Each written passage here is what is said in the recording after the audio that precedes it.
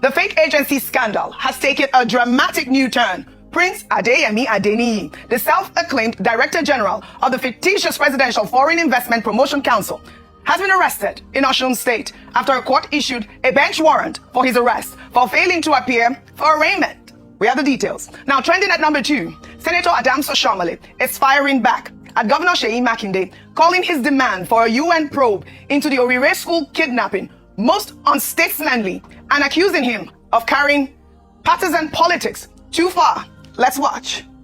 President, I read this morning in newspapers and I've seen it with the electronic. The governor of Oyo State calling on the United Nations to investigate the overall circumstances surrounding the kidnap and even the rescue. I thought that was the most unstatesmanly. He was carrying partisan politics too far, and this nation should condemn his unguided statement. Nigeria is a sovereign nation. When we wake up and call on foreign authorities to investigate, this is one case in which our armed forces have shown that without paying ransom, even if it meant that these children and some of the elders had to be in captivity for almost 2 months, that the armed forces were working quietly to have these rescue operations, which, as well captured in this motion, led to some loss of life. To trivialize it, to suggest, as the governor of Oyo State seems to have done, that there is something that is not open, that the UN needs to unearth the circumstances, is to question the sovereignty of our nation and to downplay the achievement of the commander-in-chief, President Bola Ahmed Tinubu, and all the service chiefs and in fact all those involved in this process. I think that there's a moment in the history of a nation when across party divide we should stand in unison to commend what has happened, the way in which people were released, and to encourage the armed forces to build on it, that they should extend and get more gadgets. It's not possible for them to share with us some of the things they did. Like I heard, they were able to identify the guys, arrest some of their relatives, etc., etc. These are not details that we're interested in. Very good point. But I want us to resolve that the governor of Oyo State should not be seen as downplaying, undermining, and politicizing an issue in which ought to be something that the whole nation, across party divide, should start in unity to commend. Now, Oshiomhole's argument is that the Oyo rescue operation is proof that domestic institutions can deliver accountability without international intervention. But Makinde's supporters argue that the UN call was never about the rescue operation. It was about the circumstances of the abduction and who may bear responsibility for how long it lasted.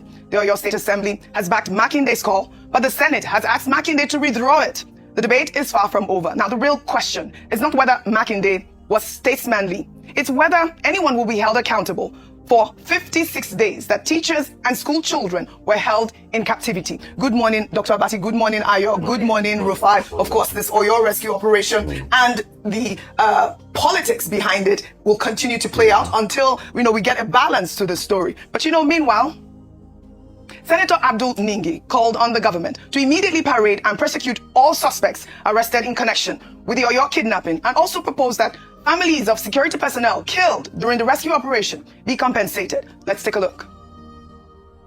Now we have people arrested. These people must immediately be paraded, prosecuted, and laid low. Take his course. Delaying prosecution will create another impression that something is amiss. I therefore call on the prosecutorial authorities to please, as a matter of urgency, let them prosecute, let them parade.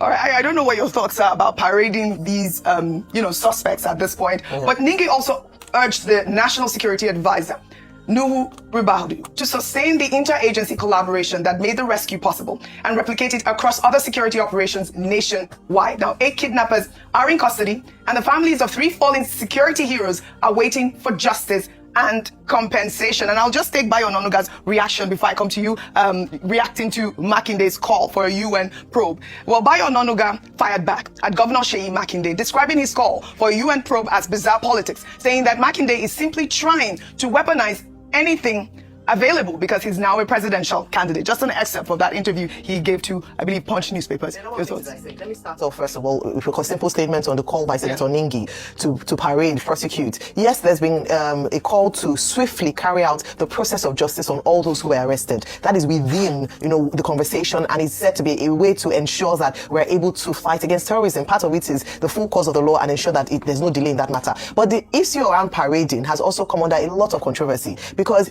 whether or not, and despite how upset and angry Nigerians are and the graveness of their actions, that is the kidnappers, they still fall under the remit of the provisions of the law, which is that they are deemed innocent until proven guilty. So even if they were caught in the forest, under the Nigerian law, until a court of competent jurisdiction and law is able to, find them guilty, they are still presumed innocent until guilty. And under this premise, we've often argued that when you parade suspects, if in the event that they are found, not culpable or their sentences reduced, you've already put a stigma on them. There's already trauma attached to them. So in our anger, in our passion, I still believe that to a very large extent, let the rule of law persist. Let the rule of law be established. Let us not circumvent the law. Yes, there's some things and exceptions that we make when it comes to terrorism, but we still need to ensure that their fundamental human rights are upheld, even though they abuse the fundamental human rights of the others, especially the right to freedom and association. But so that's on that one. But let me now talk about this debate around whether or not the United Nations should be called in, whether it is it is politicized, whether or not they do not have the powers or jurisdiction to come and interfere, as some people have put it. And earlier today I said that actually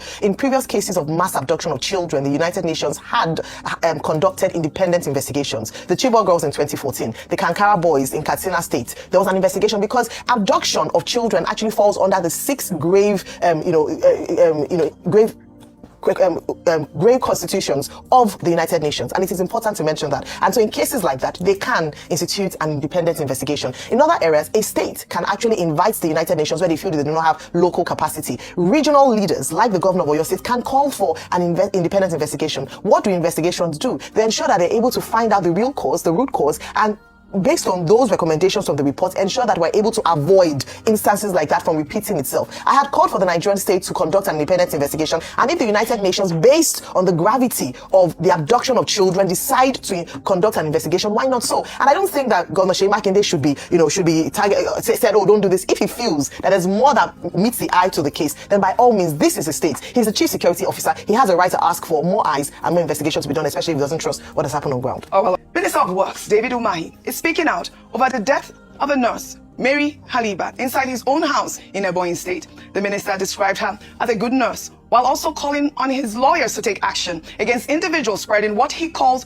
false and defamatory reports about how she died. Speaking while inspecting work on the Calabar-Abuja superhighway, Umahi dismissed claims that there was any secrecy around the nurse's death, saying her family broke down the door after they couldn't reach her and immediately called doctors from the Dave Umahi Federal University Teaching Hospital, where the nurse worked, who tried to revive her but failed. Meanwhile, Habila's father on Monday signed an affidavit at the High Court Registry in Abakaliki, Ebonyi State, that the entire family rejects any autopsy on his daughter's body.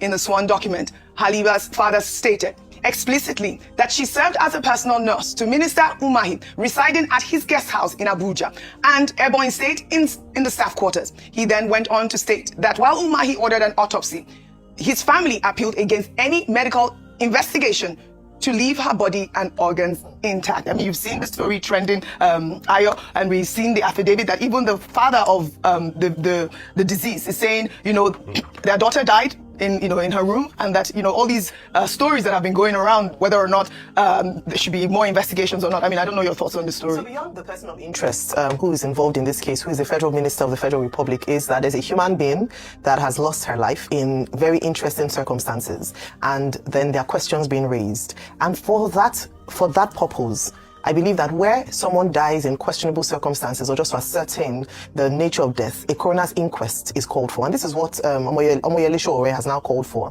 in the public interest. We've seen what's happened in the United Kingdom, not exactly the same kind of case, but at least similar. We see how Anne Wincombe was killed, and initially it was said that, okay, they'll just treat it as a normal, something that she died in her home. But on further investigation was found out that the man was responsible. Then they said, oh, it may not be terrorists in nature. Then they found out on further investigation that was actually terrorist. It was motivated based on terrorism-related cases. So in this regard, because there's so many, he said, she said, yes, I know her family has released a statement, but I believe that there's been a death of a young person, she's under 30, a death of a woman at work.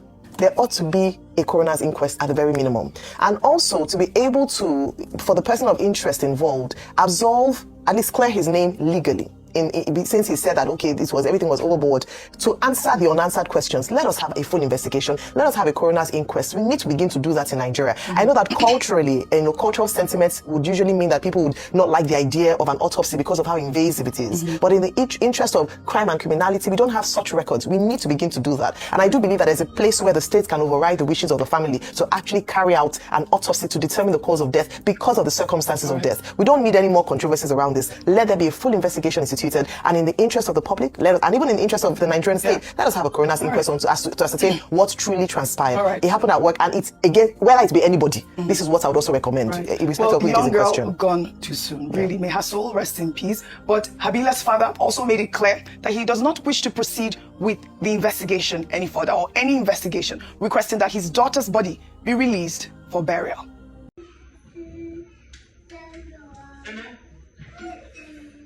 With the brick wall.